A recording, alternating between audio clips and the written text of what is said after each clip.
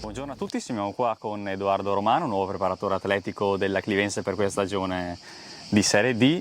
Intanto subito volevo chiederti, benvenuto. Grazie, grazie. Volevo chiederti, conoscevi già l'ambiente clivense, avevi già sentito parlare? Sì, certo, avevo già sentito parlare, visto e considerato che ero un competitor. L'anno scorso mi trovavo a seguire e a gestire i muscoli dell'Ambrosiana. Questa stagione so che insomma hai appena iniziato il tuo lavoro qui, insomma, però come hai trovato questa squadra? Ci sono state ovviamente delle cessioni, insomma, degli acquisti, però adesso hai i tuoi giocatori da preparare in questo periodo e come ti sono sembrati appunto? Ma sicuramente sono intanto motivati, guardo più che altro gli occhi e vedo una compagine che è desiderosa di mettersi in mostra e di far valere quello che è il nostro blasone, che sarà quello della Clivense, che dovrà vincere. Più che dovrà vincere, vuole vincere, e i ragazzi ne sono consapevoli, li vedo subito.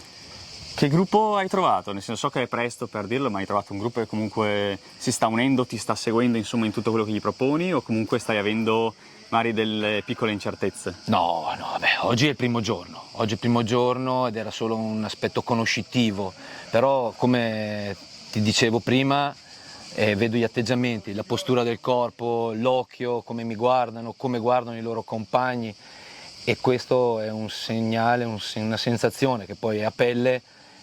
Capisci che hai una rosa che vuole crescere insieme. Come imposterai questa preparazione estiva? Hai già pensato a qualcosa? Insomma, vedrai anche in base ai giocatori che hai a disposizione?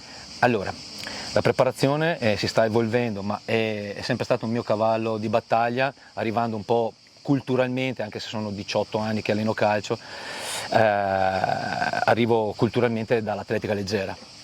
E lì l'allenamento deve essere un vestito, okay? Deve essere il più possibile personalizzato, ed è quello che faremo qui, cercando di rasentare il più possibile la perfezione, e perciò ognuno avrà un allenamento quasi personalizzato, se non personalizzato.